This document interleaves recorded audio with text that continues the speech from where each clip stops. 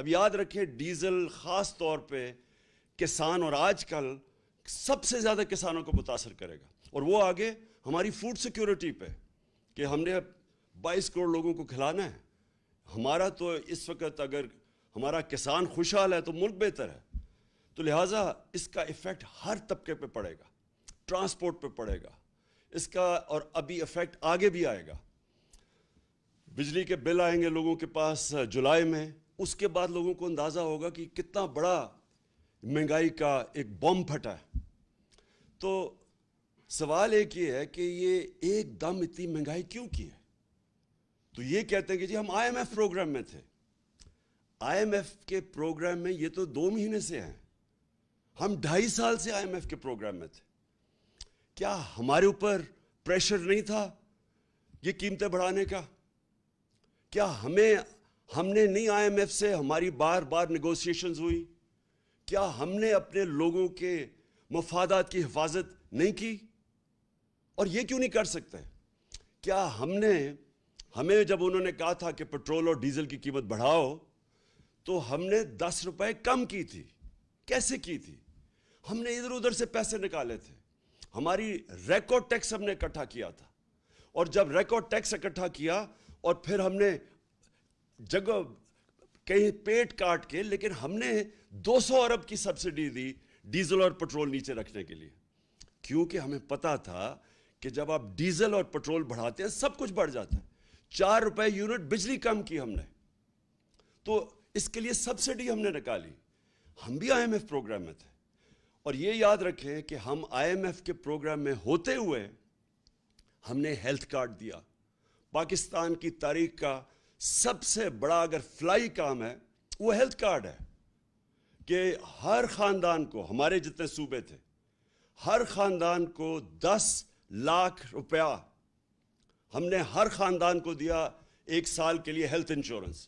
کسی بھی ہسپتال میں علاج کروا سکتے. کبھی پاکستان میں اتنا بڑا پروگرام نہیں آیا. پھر ہم نے کامیاب پاکستان کیا، اور کامیاب پاکستان میں ہم نے قرضے دیے سود کے بغیر نچلے طبقوں کو. ہم نے احساس کے پروگرامز کی سب سے زیادہ پیسہ خرچ کیا احساس پہ. احساس راشن کیا کہ لوگوں کو ہم نے نچلے طبقے کو 1.5 کروڑ گھرانوں کو 1.5 کروڑ گھرانوں کو ہم نے احساس راشن کارڈ دیا کہ وہ جا کے آٹا، گھی اور چینی وہ ایک ڈسکاؤنٹ پہ لے سکیں کریانہ سٹور سے. تو یہ ساری چیزیں ہم بھی آئی ایم ایف پروگرام میں تھے. اس کے باوجود ہم نے اپنے قوم کا دھیان رکھا. ہم نے کوشش کی کہ لوگوں کے اوپر پریشر نہ پڑے. یہ کہتے ہیں کہ جناب دنیا میں عالمی مہنگائی ہو گئی. عالمی مہنگائی تو پچھلی گرمیوں سے ہے. یہ جو ساری قیمتیں بڑھی ہیں تو پچھلی گرمیوں سے بڑھ رہی ہیں. تو یہ ہمیں بھی سارا کچھ فیس کیا.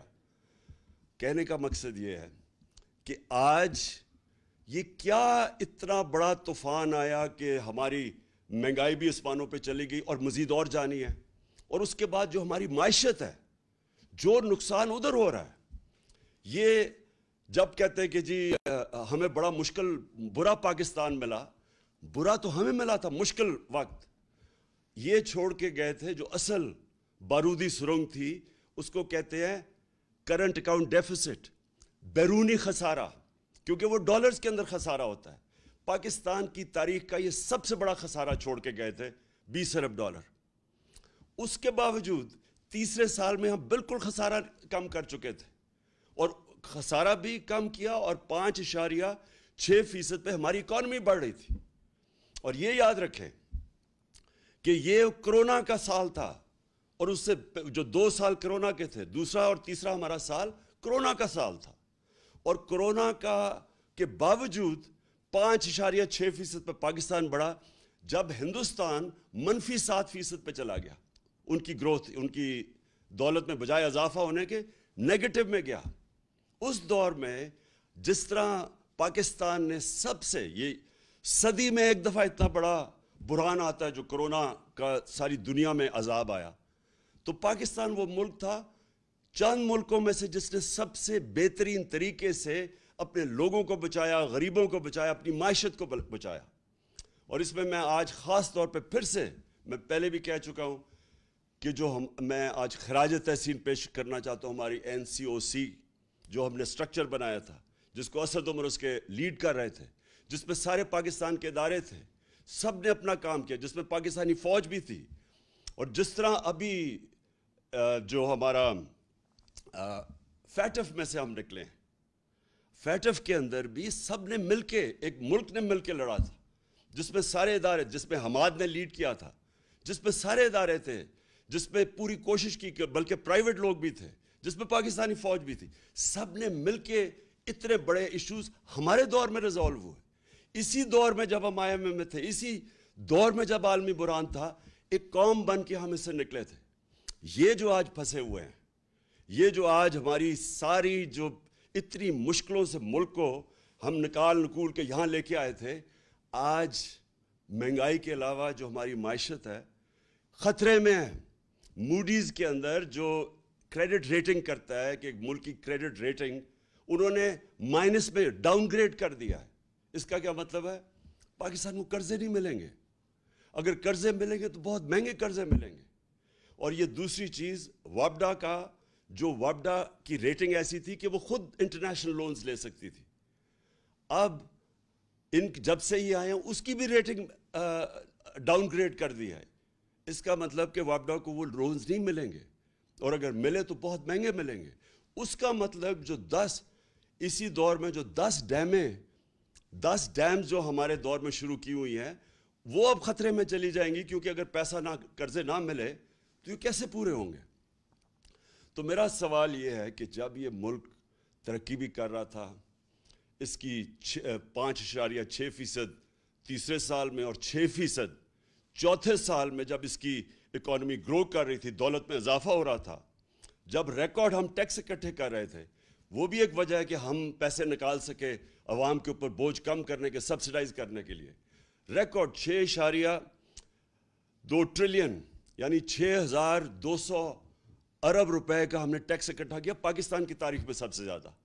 اور اسی دور میں سب سے زیادہ پاکستانی اوورسیز بیرون ملک پاکستان ریمیٹنسز ہمیں بھیجیں 31 ارب ڈالر کی, 32 ارب ڈالر کی ہماری ایکسپورٹس تھی. اور جو ہماری فصلیں تھیں, جو ہمارا ایگریکلچر ٹرانسفارمیشن پلان تھا, اس کی وجہ سے جو کسانوں کے پاس پیسہ گیا, جو ہم نے ان کی مدد کی, ریکارڈ فصلیں ہوئی ہمارے پاس. 4.4% پہ ہمارا زراعت ہماری آگے بڑھ رہی تھی. تو اس وقت کیا ہوا کہ آج سارا کچھ نیچے جا رہا ہے. اور وہ ہوا کیا, میں آج آپ سب کو یہاں بتانا چاہتا ہوں کہ ہوا کیا. ہوا یہ کہ ایک سازش ہوئی امریکہ سے, ایک سازش جس سے یہاں میر جعفر اور میر صادق انہوں کے ساتھ ملے. اس کے بعد انہوں نے پلان کیا ہماری گورنمنٹ گرانے کا. اس سے جو سیاست کے اندر جو ملک کے اندر سیاسی ماحول تھا وہ غیر یقینی ہو گیا, پولیٹیکل انسرٹنٹی ہو گئی. اس کا افیکٹ پڑا معیشت کے اوپر.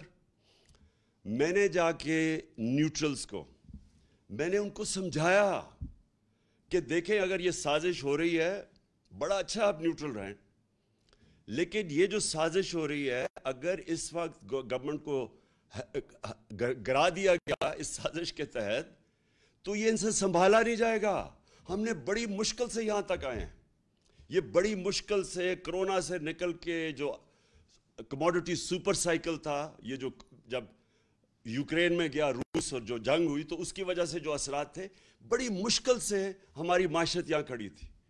تو میں نے تب ان کو بتایا, پھر شوکت ترین کو کہا کہ ان کو بتاؤ کہ یہ وقت نہیں ہے اس ملک کے اندر یہ سازش کو کامیاب ہونے دینے, کیونکہ اس کا ڈائریکٹ اثر پڑے گا ہماری معیشت کے اوپر. اور مجھے افسوس سے کہنا پڑتا ہے کہ وہ ٹائم تھا کہ اس سازش کو ناکام کرنے کا, کیونکہ ہمیں پتہ تھا کہ نہ ان لوگوں کے پاس قابلیت ہے, نہ ان کے پاس اہلیت ہے, اور ان کا مقصد ہی آنے کا کچھ اور ہے. ان کا مقصد اس ملک کی نہ مہنگائی کم کرنے کے لیے, نہ ان کا مقصد اس ملک کی ریفارمز کرنے کا تھا, اکانومی ٹھیک کرنے کا تھا. ان کا تو مقصد ہی کچھ اور تھا. اور وہ جو مقصد تھا, میں بڑا شکر گزار ہوں ان کے وزیر دستگیر کا, خرم دستگیر کا, جس نے ٹی وی پروگرام پہ کہہ دیا. اس نے کہا ہمیں تو صرف یہ تھا, اور اس نے 2 چیزیں کہی. اس نے کہا ایک تو ہمیں ڈر لگا ہوا تھا کہ اگر یہ رہ گیا، اس نے نیب، اس نے ججز ڈال دینے تھے، اور اس نے ہمارے جتنے لیڈر تھے انہوں نے جیلوں میں چلے جانا تھا، جس میں شہباز شریف نے بھی چلے جانا تھا۔ تو پہلا تو میرا سوال یہ ہے کہ کیا یہاں کی عدالتیں آزاد نہیں ہیں؟ کیا یہاں کی جو عدالتیں ہیں اس میں کوئی ہماری انٹرفیرنس ہوئی ہے آج تک؟ ہم تو وہ زمانہ نہیں کہ ہم ٹیلی فون کر رہے ہیں کہ جسٹس قیوم جی ہمیں کیس میں یہ رزلٹ چاہیے۔ ہم نے تو سپریم کورٹ کے اوپر کبھی سوچا نہیں حملہ کرنے کا۔ ہم نے کسی ادارے کو، ہم نے آج تک ہم نے اداروں کو چلنے دیا۔ نیب کا ادارہ جو چلا ہے، میں بتا دوں آج کہ نیب نے کوئی 280 ارب روپیہ اپنے سارے کوئی 18 سال میں اکٹھا کیا تھا۔ ہمارے 3 سالوں میں انہوں نے 480 ارب روپیہ اکٹھا کیا، کیونکہ ہم نے مداخلت کسی میں نہیں کی۔ تو میں جو آج سوال پوچھتا ہوں کہ یہ جو خرم دستگیر نے بات کی ہے، اس سے یہ واضح ہوتا ہے کہ ان کا تو مقصد تھا ہی نہیں اور کچھ سوائے NRO 2 لینے کا۔ ان کا تو مقصد یہ کہ تھا، اسی لیے یہ ساری جدوجہد تھی۔ 3.5 سال سے یہ بار بار جو بلیک میل مجھے کیا جا رہا تھا، یہ تو صرف چاہتے تھے NRO، دوسرا NRO۔ یاد رکھیے ان کو پہلا NRO مل چکا ہے، ان کو ملا، جنرل مشرف نے NRO دیا، جو ساری ان کے کرپشن کیسز تھے۔ 2 دفعہ ان کی حکومتیں گئی کرپشن پہ 90 کی دہائی میں، تو جو سارے ان کے کرپشن کے کیسز تھے وہ سب جنرل مشرف نے معاف کر دیے تھے۔ یہ جو ہے یہ NRO 2 ہے، یہ انہوں نے 10 سالوں میں جو چوری کی تھی، یہ 95% جو کیسز ہیں یہ سارے ان کے دور کے ہیں۔ یہ ان کے جو 10 سال تھے ان کے دور کے کیسز بنے ہوئے ہیں۔ اور اب انہوں نے کیا کیا؟ انہوں نے جو قانون لے کے آئے ہیں نیب کی امینڈمنٹس کا، میں آج آپ ساری قوم کو یہ بتانا چاہتا ہوں۔ انہوں نے جو نیب کا امینڈمنٹ قانون لے کے آئے ہیں، اور یہی قانون انہوں نے کوشش کی تھی جب ہم فیٹف کی لیجسلیشن اسمبلی سے پاس کر رہے تھے، اور ہمارا مقصد یہ تھا کہ فیٹف سی گرے لسٹ سے نکلیں، جو ان کی وجہ سے ہم گرے لسٹ پہ تھے۔ تو جب ہم نے فیٹف کا قانون پاس کیا تو انہوں نے تب کوشش کی، بلیک میل کیا کہ ہم فیٹف کے لیے تب ووٹ دیں گے جب آپ ہمیں NRO دیں گے اور یہ نیب کے اندر چینجز لے کے آئیں گے۔ تب آپ کو پتا ہونا چاہیے انہوں نے واک آؤٹ کر دیا، انہوں نے فیٹف کی لیجسلیشن نہیں پاس کی تھی، یہ باہر چلے گئے تھے۔ تو ان کے بغیر ہم نے فیٹف کی لیجسلیشن پاس کی، جس کی وجہ سے آج انشاءاللہ پاکستان نکل جائے گا گرے لسٹ سے۔ تو ان کا صرف مقصد NRO 2 تھا، اور انہوں نے کیا کیا ہے؟ انہوں نے اب جو چینجز لے کے آئے ہیں، ساری قوم کو پتہ چلنا چاہیے کہ 1200 ارب روپے کے کرپشن کے کیسز کل جب یہ قانون بنے گا ان کے کیسز ختم ہو جائیں گے۔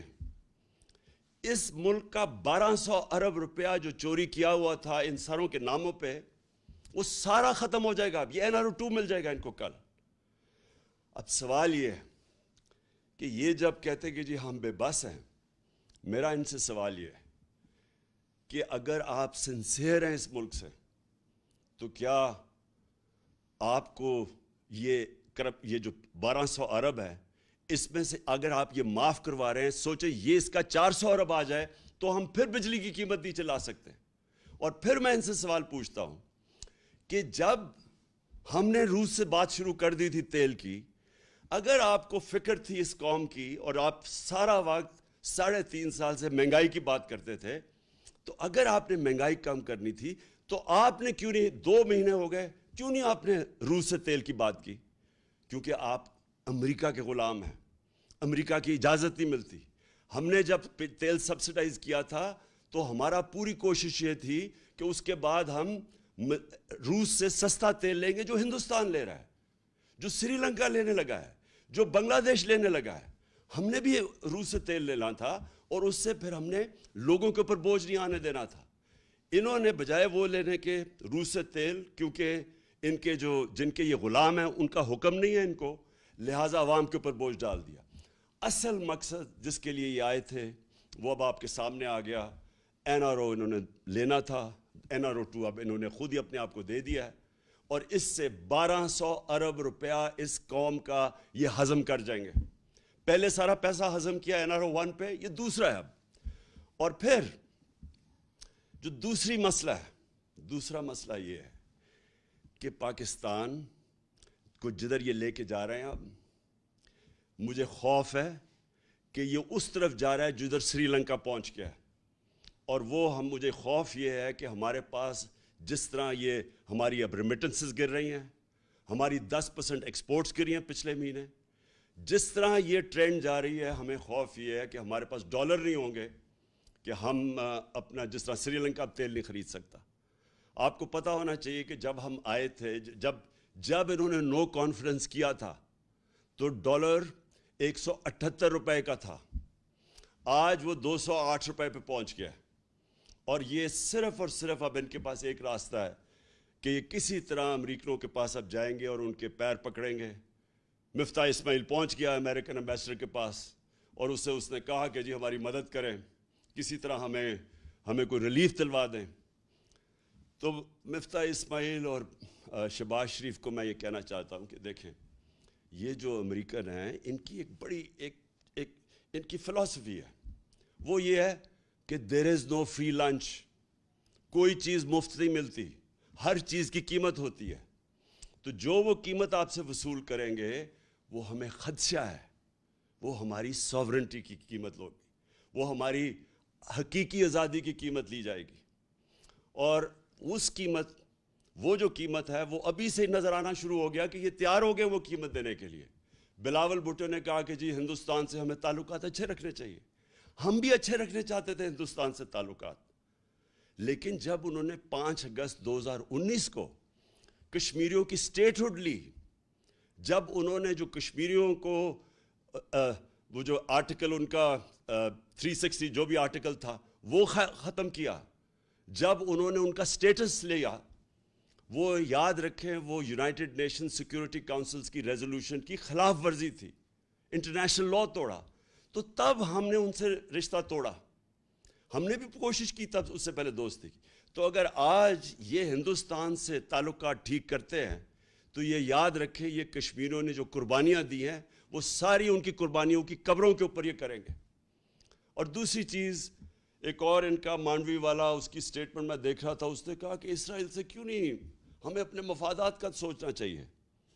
یہ بھی اسی ایجنڈا کا حصہ ہے جس سے یہ رجیم چینج کی گئی تھی، وہ یہی ہے کہ آپ اس ایجنڈے پہ چلیں جو ہندوستان، اسرائیل اور جو امریکہ چاہتا ہے، اور وہ ایجنڈا وہ ہے جو ہماری ساورنٹی، ہماری آزادی کے خلاف ہے، جس کی وجہ سے یہ ساری جدوجہد تھی پاکستان کی، جو ہمارے لیڈر قائد اعظم نے جو اس ملک کو بنانے کی، وہ کیوں بنایا تھا، ہم کیوں آزاد ہوئے تھے۔ تو اگر یہی کرنا ہے کہ جا کے اپنی ساری نظریے کو، اس سب کو دفن کرنا ہے کہ ملک کے اوپر وہ چور اور ڈاکو آ گئے ہیں جن کے سارے پیسے باہر پڑے ہیں، ان کے اربوں ڈالر باہر پڑے ہوئے ہیں، جب چوری کرتے ہیں باہر پیسہ لے جاتے ہیں اور پھر پریشر ڈال کے اور لے لیتے ہیں۔ یہ لوگ جب تک ہیں، میں آج اب سارے پاکستانیوں کا آپ سب کو کہنا چاہتا ہوں، اگر یہ لوگ اس ملک کے اوپر مسلط رہے، یہ صرف تب رہیں گے کہ اس ملک کے سارے اداروں کو دفن کریں گے، اس ملک کے سارے انصاف کے اداروں کو دفن کریں گے۔ نیب تو ہوگی دفن، ایف آئی او ہوگی دفن، سرکاری نوکروں کو آپ نے دیکھ لیا کہ انہوں نے کیسے بھرتیاں چینج کی ہیں، میرٹ ختم ہو گئی۔ جو انہوں نے پولیس کا استعمال کیا، آپ کے سامنے ہے کہ جس طرح انہوں نے پولیس سے ظلم کروایا، جس طرح کی ایف آئی آرز کٹوائی، ہمارے اوپر بلاسفمی کے کیس کر دیے۔ کبھی ریاست اپنی شہریوں پہ بلاسفمی کا کیس نہیں کرتی، یہ انہوں نے کر دیا۔ اب 8 ایف آئی آر میرے اوپر ہیں، ہمارے سارے لوگوں کے اوپر ہے۔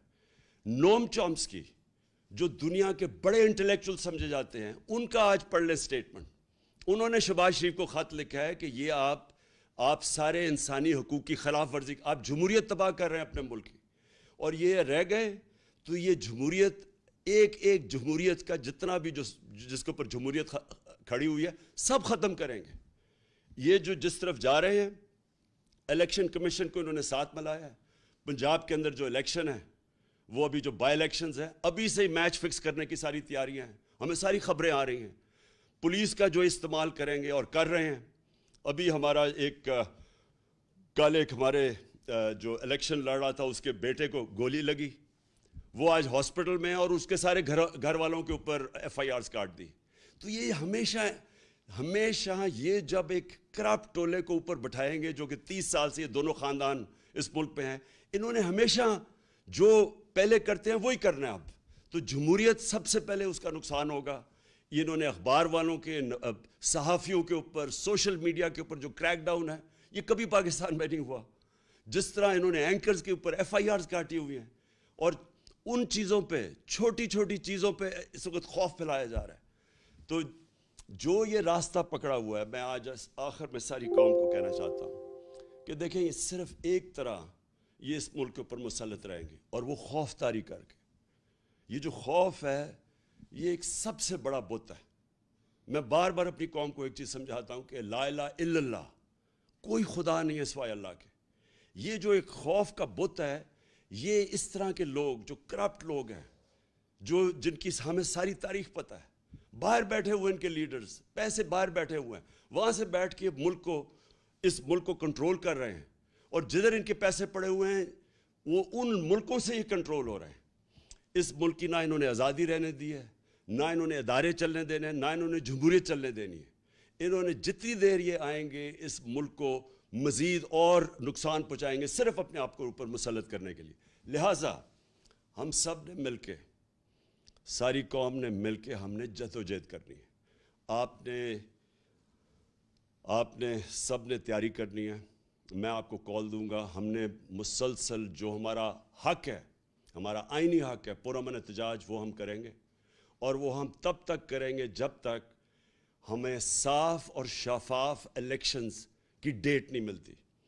میں پھر سے کہہ رہا ہوں, الیکشنز نہیں, صاف اور شفاف الیکشنز. صاف اور شفاف الیکشنز اگر نہ ہوئے مزید اور انتشار ہوگا. جس طرح پھر سے میں کہتا ہوں, جو پنجاب کے بائی الیکشنز میں میچ فکس کرنے کی کوشش کی جا رہی ہے, اور جو ملوث ہیں اس میں, اگر اس طرح کے الیکشنز کروائے, اس سے ملک مزید اور انتشار کی طرف جائے گا, حالات اور بگڑیں گے. سیاست کے اندر غیر یقینی فضا بڑھتی جائے گی, وہ معیشت کو افیکٹ کرے گی. صرف راستہ ایک ہی ہے, صاف اور شفاف الیکشن کا, اور وہ ہم سب نے مل کے اس کے لیے جدوجہد کرنی ہے. پاکستان پائندہ باد.